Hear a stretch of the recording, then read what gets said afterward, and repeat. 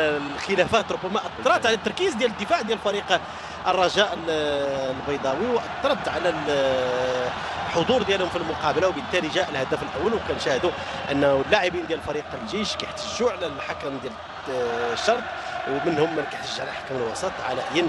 فالهدف كما سنشاهد صحيح عقال ينفذ، نشاهد كيف ان الكره عادت واللاعب تمكن من تسجيل. اللاعب فريق الرجاء البيضاوي اللاعب الرجوي استغل الكره المرتده وتمكن من تسجيل الهدف لصالح فريق. والان التوصيل مطالب بالتغيير، لانه ادخال لاعب